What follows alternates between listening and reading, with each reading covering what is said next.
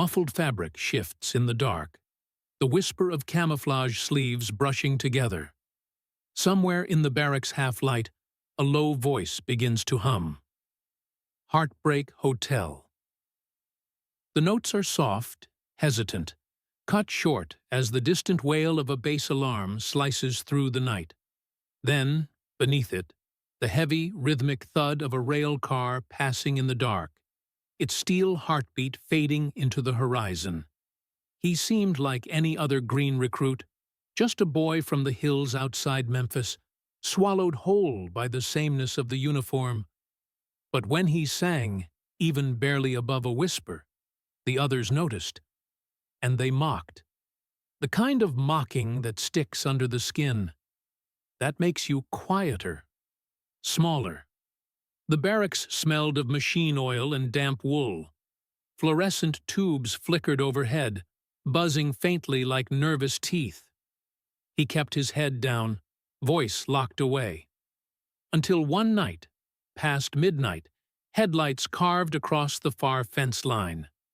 A black Cadillac, low and slow, prowling through the frost-stiff grass, its chrome catching the moon. Out of place, out of time. And yet, in that instant, it felt like the car had been sent for him, something warm and alive rolling into a world of cold concrete and silence. Let us know where you're watching from.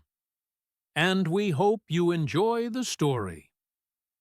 The first light of day crept reluctantly over the barracks, a pale orange bleed that clung to the frost, rimming the narrow window panes. The metal-framed bunks stood in regimented rows, sheets pulled taut as parade grounds. Somewhere near the end of the room, a lone pair of boots scraped against the plywood floor, their rubber soles squeaking faintly in the dry winter air. The smell of disinfectant lingered from the night before, mingling with the faint tang of machine oil from the armory next door. Hunter Cole lay awake long before reveille, hands folded over the thin army blanket, eyes fixed on the sliver of light edging along the wall. He'd grown up in Jackson County, Mississippi, where mornings were slow and thick with the scent of pine. Here, the air felt sharper, stripped of comfort. The ceiling's steel beams pressed down like an unspoken order. Be the same as everyone else. But there was a stubborn ember in him, something left over from the afternoons he'd spent as a boy, in front of his mother's chipped vanity mirror, crooning "Love Me Tender" into a hairbrush, imagining the face of the king himself looking back. That memory had been his private refuge, since he'd been pulled from the comfort of ROTC drills into full service in '64. Now, the ROTC's polished ceremony seemed almost tender compared to the grinding sameness of basic. Even in a sea of olive drab, Hunter had one small defiance, a pin no bigger than a dime, tucked just above the inner pocket seam of his jacket. It bore the silhouette of Elvis's profile, lacquer dulled from years of handling. It wasn't standard issue, it wasn't permitted, but it was the one thing that made the uniform his. Someone must have noticed. It started small, half-heard chuckles when he buttoned his jacket, a muttered, "Look alive, Memphis," during mess. That morning, as he opened his locker, a scrap of paper fluttered down.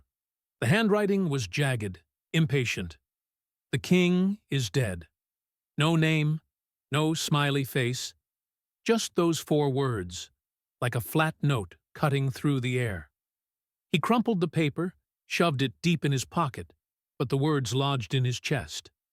The barracks chatter blurred into a droning backdrop, and he found himself staring at the floor tiles, their cold gray pattern repeating like the days ahead. It wasn't the insult itself. It was the sudden, impersonal weight of it, as if the men around him weren't mocking him specifically, but erasing something he carried. By noon, the pin stayed hidden in his footlocker.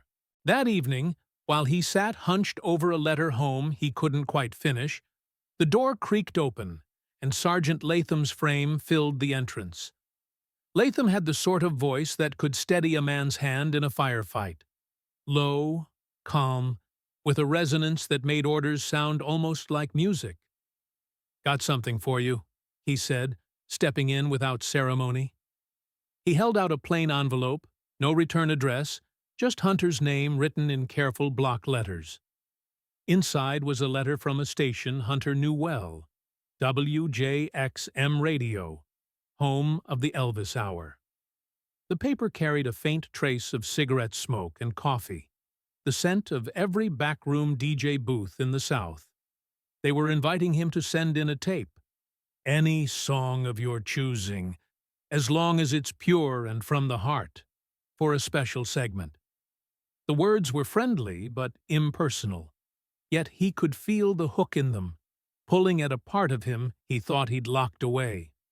He folded the letter once, twice. His gut said no. To be recorded, to be played, here, where he could barely get through a day without someone turning his voice into a punchline, that was a risk too steep. "I can't," he muttered. Latham didn't press, just nodded once, and walked away. 2 nights later, the hum of the barracks was interrupted by a sound from the maintenance shed. The faint hiss of tape winding, a soft click, and then the first bars of "Can't Help Falling in Love." Hunter froze in the doorway. Latham sat behind a battered reel-to-reel recorder, gesturing for him to step inside. "No uniforms, no officers," Latham said. "Just sing." The old mic smelled faintly of dust and ozone. Hunter's throat tightened, not from stage fright, but from the realization that this was being done without permission, under the radar. Latham's eyes said he understood the risk and didn't care. When Hunter sang, the shed seemed to warm, each note hanging in the air longer than it should, softening the hard edges of the walls. Outside, the cold lamps of the barracks block hummed on, indifferent. But here, in this small bubble of rebellion, he wasn't one of an endless line of green coats. He was a voice cutting through the quiet, staking a claim no one could take. When the song ended, there was no applause, just the quiet whir as Latham rewound the tape. "It'll get there," he said simply, and shut the machine off. Hunter stepped back into the chill, the barracks looming ahead like a row of silent sentries. Somewhere in the distance, a train whistle split the air, long and low, carrying a note that matched the one still ringing in his chest. Morning sunlight pressed hard through the barracks windows, sharp and unfiltered, catching on the dust motes in the air. The heat it promised hadn't arrived yet. The concrete floor still held the night's chill, and the smell of boot polish clung stubbornly to the room. The hum of the fluorescent light near the door seemed louder than usual, each flicker like a tap on Hunter's nerves. By his bunk sat a package. It hadn't been there when he'd left for mess earlier. The cardboard was the dull brown of something that had traveled far, the edges taped and retaped, one corner crushed inward as if it had been wedged into a sack with heavier freight. No sender's name, just a faded shipping label, a barcode, and the postmark of Memphis, Tennessee. The others noticed. A few glances over shoulders, the rustle of shirts being pulled on, laces tightened slower than necessary. Packages were rare enough here, rarer still without explanation. Hunter slid the box closer, feeling its weight shift inside. The tape gave under his fingers with a reluctant rip, and the flaps parted to reveal a cassette, its case scratched but intact. Across the front, beneath the clear plastic, a glossy paper insert bore a familiar image. Elvis, in mid-note, head tilted, eyes half closed. In the top corner, a small gold star was inked by hand. Beneath it lay a slip of paper, cut from something larger. The handwriting was tight, deliberate. "Speak like him." No greeting, no signature. The cassette felt almost warm in his hand. though it had likely been cold as the barracks air moments ago. He slid it into the small portable player he kept in his locker, a luxury item he'd managed to hang on to, though rarely used here. The machine gave its mechanical sigh, spools beginning to turn. Then came the first clean strum of a guitar, bright but with that faint magnetic hiss underneath, the kind only tape could carry. "It's now or never," spilled into the narrow space, the voice unmistakable, deep and alive, pressing against the thin metal walls. Hunter didn't realize he was singing until his own voice rose to meet it. It wasn't a perfect match. His tone leaned earthier, his phrasing stretched in places Elvis clipped. But there was a warmth in the way they wove together, the sound filling the corner like it had been waiting for this pairing. Footsteps paused nearby. He glanced over. Private Reese stood in the doorway, arms folded, expression unreadable. Reese had been one of the first to jab at him over the pin, the notes. Hunter braced for a smirk, a muttered crack. But instead, Reese stepped in, leaned one shoulder against the frame, and listened. His eyes flicked to the cassette player, then back to Hunter. When the chorus hit, Reese's mouth twitched, not into a grin, but something smaller, something that pulled at the tension in his jaw. When the song faded, Hunter reached for the stop button. Reese's voice cut in before he could press it. "You're the only one in here who sounds like they're breathing," he said quietly, the words carrying more weight for their lack of ceremony. No sarcasm, no punchline. Then he left, the sound of his boots fading into the hallway. The tape clicked as it stopped, but the room still felt full. Hunter sat there a moment, the cassette in his palm, its plastic edges pressing into his skin. He thought of the note. Speak like him. Who had sent it? Was it meant as encouragement or a dare? The barracks noise swelled again in the distance. Locker doors slamming, muted curses, the distant bark of an order. But a thin thread of something else had settled in the air. A shift in the current. That night, Hunter replayed the song in the dim light, after lights out. The guitar's opening seemed brighter in the darkness, the voice richer. This time, he sang softer, as if to himself, but his voice still reached past the narrow aisle of bunks. Somewhere behind him, a bed creaked. He didn't turn around. The next day, Reese didn't speak to him, but when they passed in the corridor, there was no smirk, just the barest nod, like the acknowledgement of a truce neither had named. Hunter didn't know it yet, but the cassette had started something small, a ripple in the barracks' static rhythm. And like any ripple, it was only a matter of time before it reached farther than he could see. The night settled over the base, like a slow curtain, drawn tight against the outside world. The barracks had fallen into that strange hush that came after the final orders of the day, a hush not of peace, but of containment. Pipes groaned somewhere deep in the walls, pushing lukewarm water to the communal showers, their faint metallic rattle punctuated by the drip-drip of a stubborn faucet. The air was dense with the smells of wool blankets, boot leather, and the faint ghost of tobacco smoke brought in on coats from the yard. Hunter sat on the edge of his bunk, head bent over the cassette player.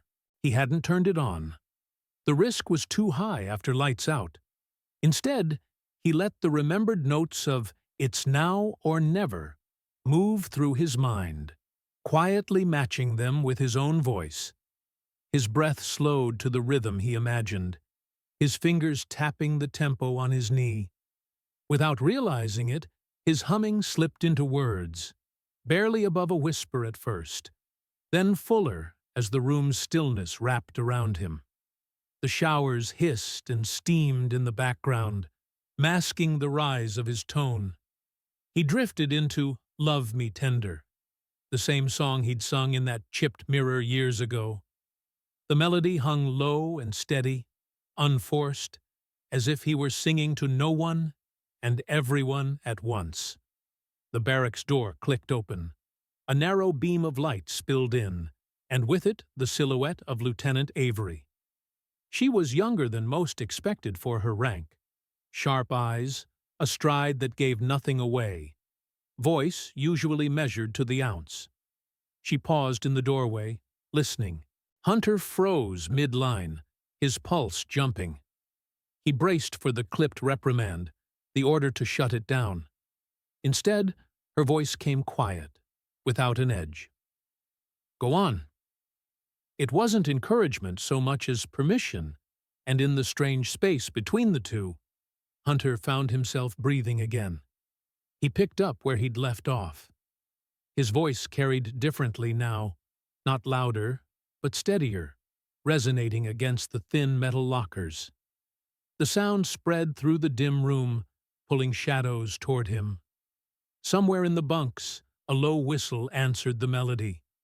A few boots shuffled on the floor. Then another voice joined in, rougher, off-key but earnest.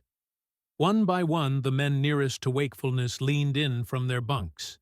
No catcalls, no snide asides, just the quiet surprise of seeing the space transformed.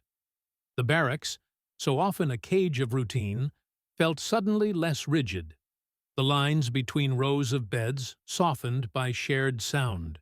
By the third verse, a couple of the younger privates were moving subtly to the beat, shoulders swaying, feet tapping against the cold floor. The hard fluorescent glare above seemed dimmer, as if the music had tugged at its edges. Even Avery stayed in the doorway, arms loose at her sides, her expression unreadable but not closed. Then, through the cracked window near the far wall, came the deep, rolling growl of an engine, low, steady, unmistakably powerful. Hunter's voice didn't falter, but the sound reached inside him like a tug on a wire. It was the rumble of a Cadillac, not the sedans that filled the officer's lot, but something bigger, older, with the kind of polish that reflected streetlights like a mirror. For a heartbeat, it felt as if the car's slow pass was timed to the rhythm of the song, the thrum of the motor blending with the warmth of the guitar chords in his mind. No one said anything about it. The engine faded into the distance, the barracks settling back into the smaller sounds of breath and shifting blankets. When the final note left his throat, there was no applause, just a shared pause, like the collective inhale before a soldier steps forward. Avery's gaze lingered on him for a moment longer.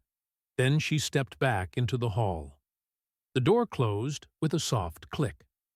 Hunter sat still, the faint steam from the showers drifting in, wrapping the moment in a veil of heat and metal scent. The barracks felt different now, not friendlier, not safer, but changed in a way he couldn't name. He'd crossed an invisible line. Whether it would hold or snap underfoot, he didn't yet know. The morning began like any other. Boots on concrete, the rustle of fatigues pulled over shoulders, the clatter of tin cups in the mess line. The air in the barracks was heavy with the smell of powdered eggs and burnt coffee, the kind that left a bitter trace on the tongue long after it cooled. On the duty desk near the entrance sat the battered tabletop radio, its antenna bent at a slight angle from years of being bumped and twisted. It was usually tuned to the base station, bland bulletins, weather updates, training schedules. But this morning, a low static hiss filled the air, followed by the twang of a familiar steel guitar. Hunter was halfway through lacing his boots when the voice came through. Not Elvis, not anyone famous, his own. The words of "Can't Help Falling in Love" rose above the radio's background crackle, steady but raw, just as he'd sung them in Latham's makeshift studio. He froze mid-motion, the lace cutting into his palm. Around the room, a few heads turned toward the sound, frowns forming as recognition sank in. "And that one," the DJ's voice cut in as the last chord faded, "comes to us from a young man in uniform. "No names. We've been asked to keep it quiet. But we'll just say this. The king's been listening too." There was a beat of silence after the announcement, as if the barracks itself had exhaled. Then came the shift. Those who had mocked him before now seemed unable to meet his eyes. One man bent low over his boot, fingers working too quickly on the knot. Another adjusted his collar, like it suddenly itched. But not everyone retreated. At the far end of the room, Corporal Jennings leaned back against his bunk, arms folded. He was smiling, but it wasn't the warm kind. His gaze stayed fixed on Hunter, the sort of look that suggested thought, calculation. "You made the airwaves, Cole," Jennings said finally, voice pitched just loud enough for a few nearby to hear. "Guess we'll see how far that gets you." The words hung between them like bait. Hunter didn't answer. He turned back to his boots, the radio still murmuring with ads for local diners, an upcoming weather front, a sale at a hardware store in downtown Memphis. The voice from the speakers felt far away now, as if it had already happened to someone else. By afternoon, word had made its way through the base. Men from other units stopped by with thinly veiled curiosity, lingering in the doorway under the pretext of checking the duty roster. A few offered brief nods, nothing more. Reese passed him in the corridor without speaking, but there was the faintest lift of his chin in acknowledgement. Late that day, a bulletin appeared on the notice board in the common hall. Tacked between a supply schedule and a posting for a blood drive was an announcement in bold type. "Benefit Concert. Memphis Veterans Hall Special Appearance by Elvis Presley. Invited guests to include selected active duty personnel from regional bases." The paper was crisp, freshly printed, smelling faintly of mimeograph ink. Men gathered around it, shoulders bumping as they read, speculating on who might be chosen. No one knew the criteria, only that the slots were few and the competition unspoken, but fierce. Hunter read it once, stepped back, and let the others crowd in. The thought of standing in that room, close enough to hear Elvis without a radio between them, sparked in him, but just as quickly, the memory of Jennings's smile cooled it. Opportunities on base had a way of becoming traps if you weren't careful. That night, as he lay staring at the shadow of the ceiling beams, the radio announcement replayed in his head. Not the song, but the DJ's last words. "The king's been listening too." He wondered if it was true, or just a flourish to hook the listeners. Either way, it had shifted something around him.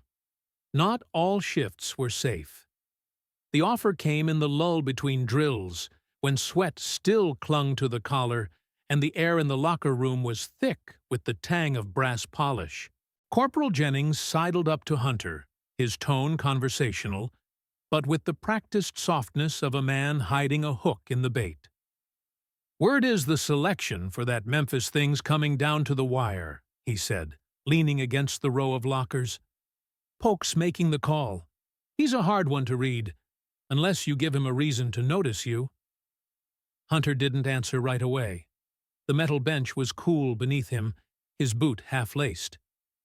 "And you're just here to give me that reason?"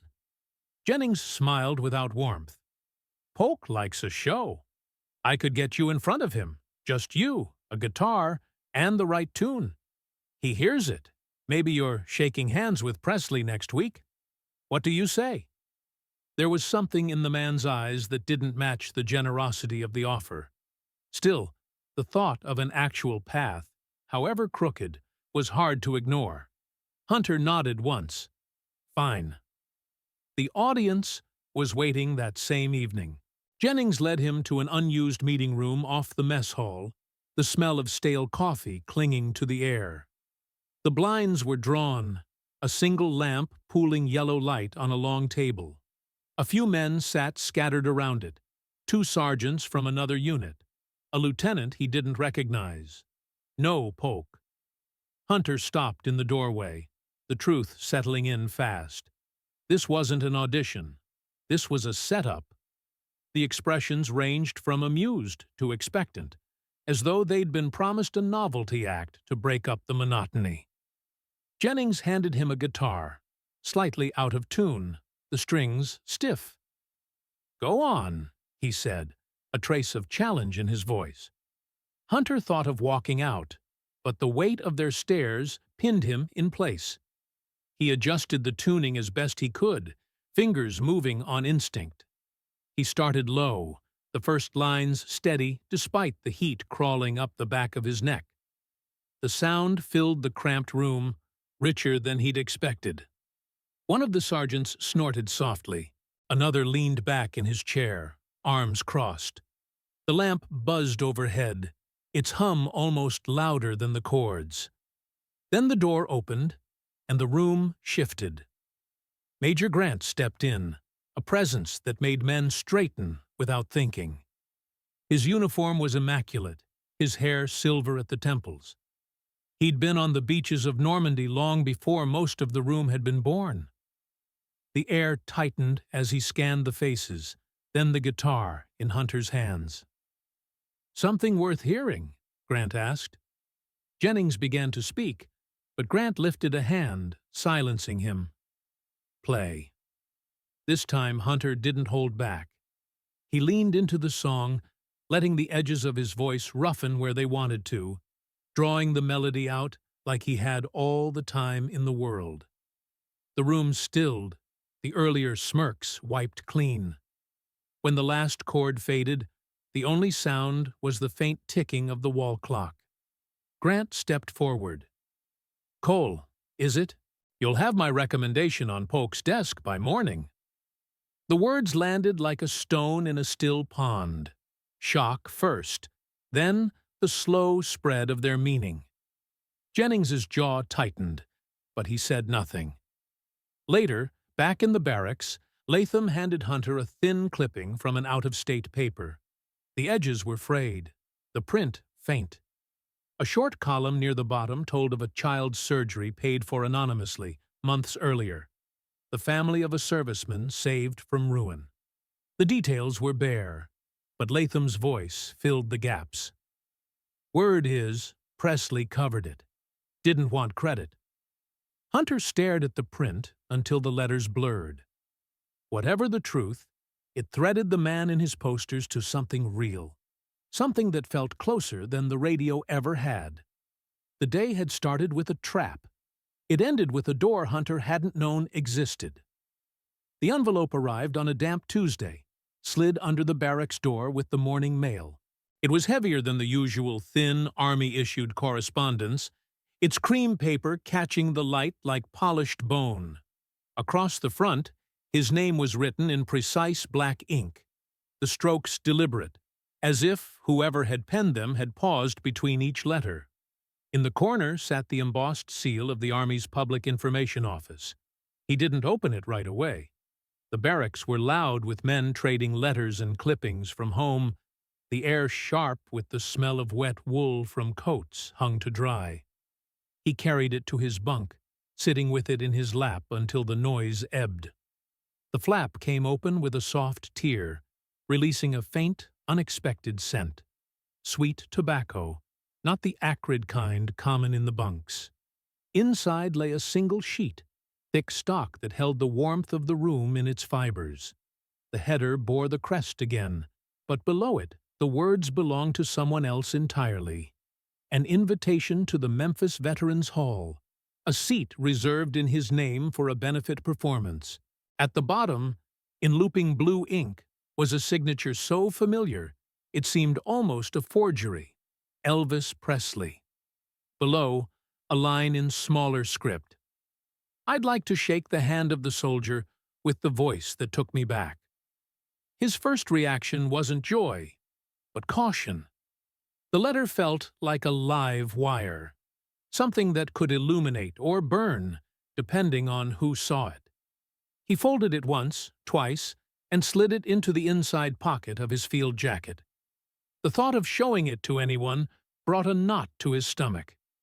The barracks had long memories for moments when a man seemed to stand above the rest. By mid-afternoon, Lieutenant Avery found him in the supply corridor, her expression unreadable as always. "I hear congratulations are in order," she said, voice pitched low enough not to carry. He hesitated. "Word travels fast. I've been assigned as your official escort." The statement was matter-of-fact, but her eyes held something else, an intent that didn't belong to military protocol. "We leave Friday morning. Dress uniform." He started to ask why she'd volunteer, but her tone made it clear the conversation was over. She handed him a typed itinerary, the paper warm from the mimeograph machine, the purple ink still smelling faintly of solvent. That night, the letter lay on the blanket beside him, while the rest of the room settled. The light from the far window was thin, silvering the edges of the page.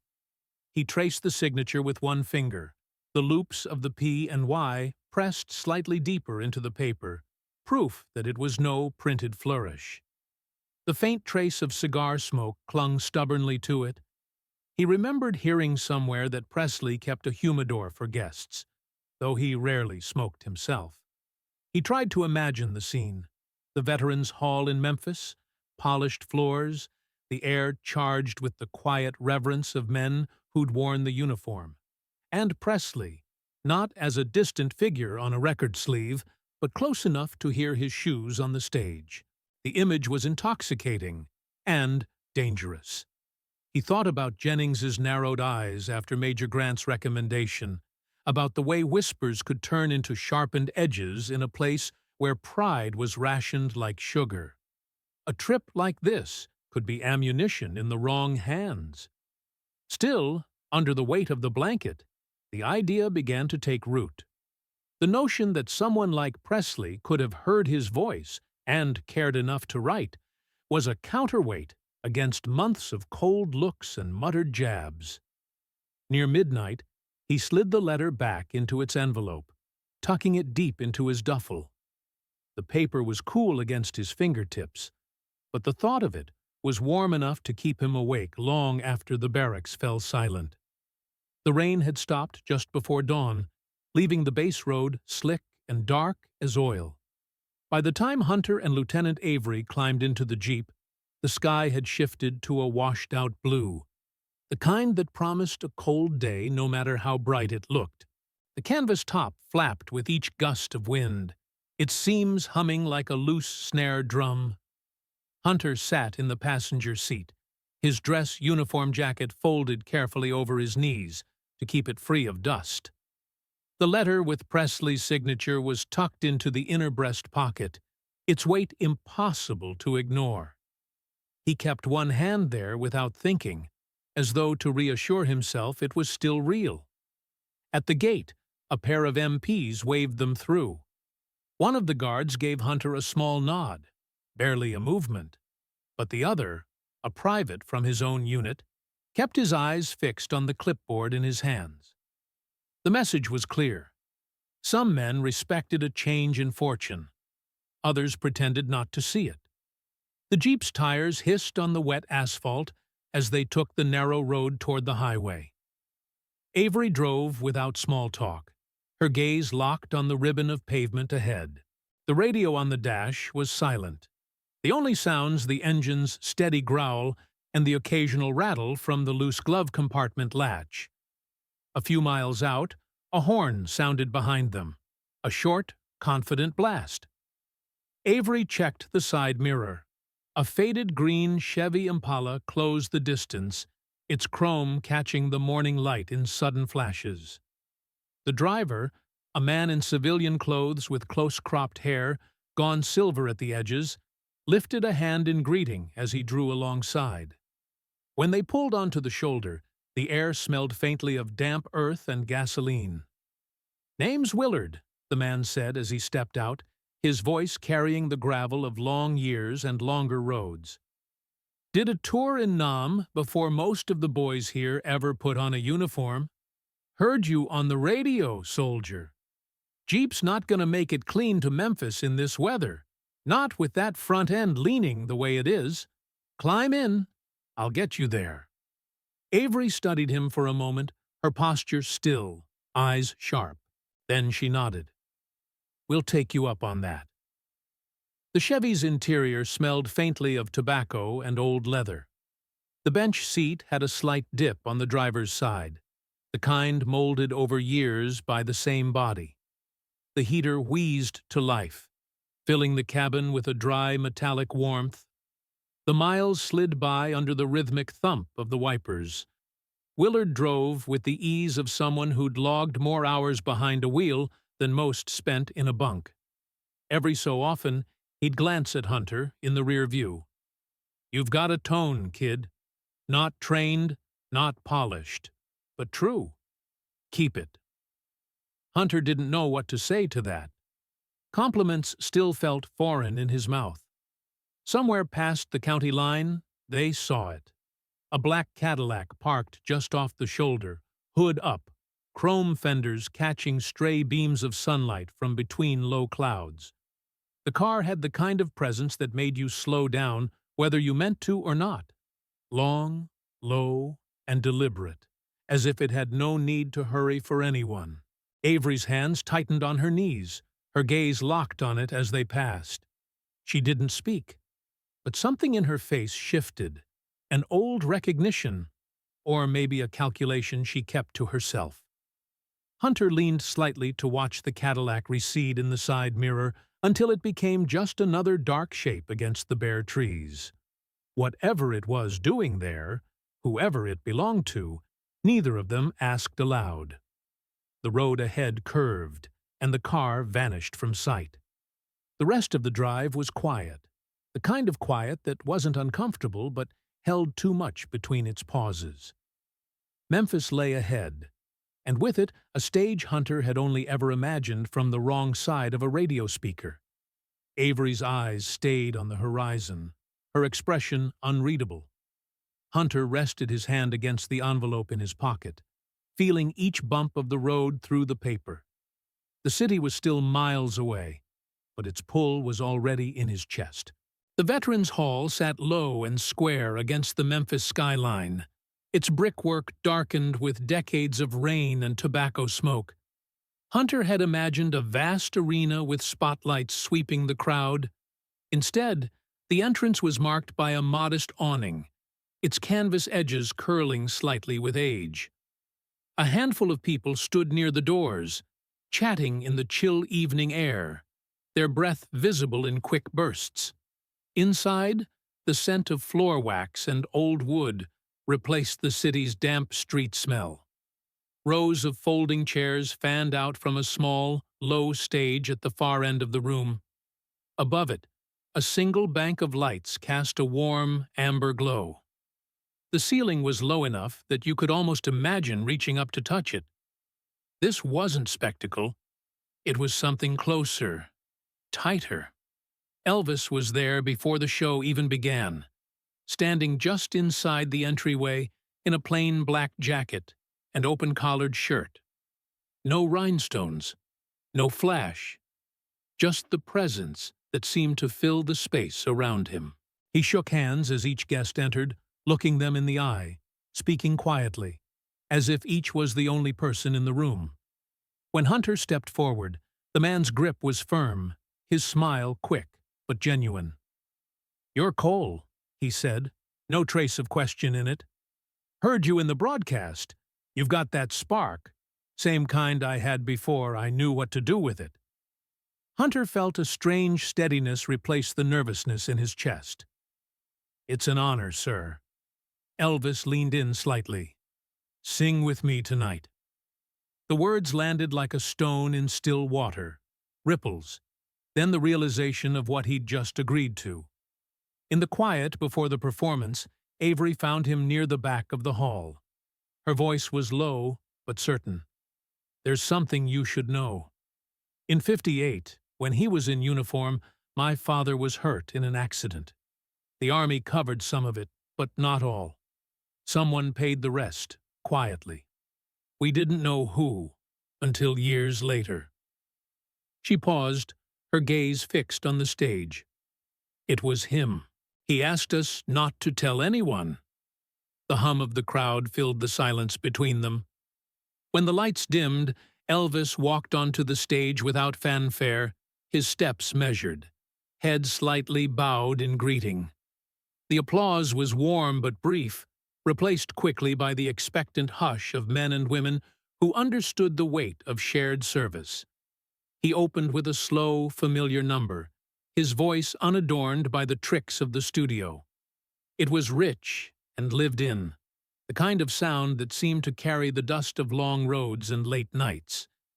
Between songs, he spoke plainly, thanking those in attendance not as an audience, but as peers. Then he turned, nodding toward Hunter. "This young man's going to help me out with this next one." The room's attention shifted, the air tightening as Hunter crossed to the microphone. He could hear his own heartbeat louder than the applause. Elvis gave him the smallest nod. "Steady, you're fine." And the first chords began. Standing side by side, their voices met in the middle of the room, blending in a way that felt inevitable. Hunter's tone, raw and unpolished, found shape against Elvis's seasoned ease. The audience leaned forward, as if drawn by a shared thread. The song ended not with a swell, but with a quiet that seemed to hold the last note in the air long after it had faded. For a moment, no one moved. Then the applause came, sincere, sustained, but still touched with the restraint of a crowd that knew when to keep a moment intact. Hunter stepped back, the stage lights catching on the edge of the letter in his jacket pocket. He realized he hadn't thought about the bass, or Jennings, or any of it since the first chord. For the first time in months, he wasn't looking over his shoulder. The last chord of the duet still seemed to vibrate in Hunter's chest when Elvis set a hand on his shoulder. It wasn't a showman's gesture, no grand flourish for the crowd, just a steady weight, warm and grounding. The applause swelled and ebbed, giving way to a quiet that seemed to coat the air in the small hall. For a moment, it felt as if everyone there understood that something personal had just taken place, something that didn't belong entirely to them. When the lights rose, people began drifting toward the exit in pairs and small groups, coats pulled tight against the cool Memphis night. Elvis stayed near the stage, speaking with a few veterans, his voice low and even. Then he caught Hunter's eye and motioned toward a side door. Outside, the air was sharp and clear, the kind of night where sound carried far. The moon hung low, its light pooling silver on the asphalt. Parked at the edge of the lot was the black Cadillac they'd passed on the roadside earlier that day. Its paint reflected the moonlight so cleanly it seemed to swallow the shadows around it. Elvis walked up to it, the gravel crunching under his boots. "She's been with me a long time," he said, running a hand along the fender. "Took me to a lot of places before the Jetson tour buses. Still runs like she means it." He looked back at Hunter, eyes narrowing slightly in appraisal. "I think she's ready for someone else to take her places." Hunter stared, unsure if he'd heard right. "You mean—" Elvis reached into his pocket and pulled out a ring of keys, the metal catching the moonlight. "She's yours now. You drive her. You look after her. That's the only condition." The keys felt heavier than they should have when Hunter took them. The leather seats inside gave off that rich, warm scent of age and care, and the faint perfume of gasoline hung in the cool air around the car.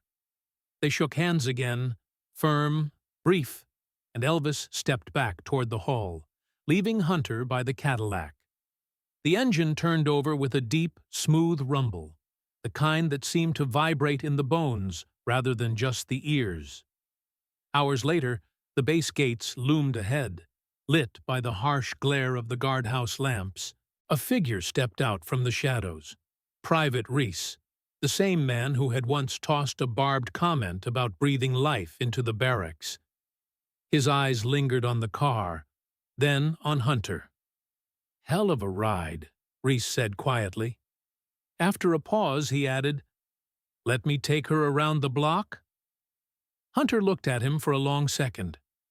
There were a dozen ways to answer, most of them sharp. Instead, he flipped the keys once in his palm and held them out. Reese's surprise flickered only briefly before he took them. The door closed with a soft, solid click, and the Cadillac rolled forward under the moonlight, its polished body cutting through the night like a black river. Hunter watched it go, the sound of the engine fading into the distance. There was no rush of triumph, no swell of victory, just a quiet sense that something had shifted. Not in the world, but in himself. A man could win without crushing anyone underfoot. A man could leave a gate open behind him. The night air was cool, the moon steady overhead, and somewhere down the road, the Cadillac's tail lights blinked once before vanishing around T-Poiti Turb.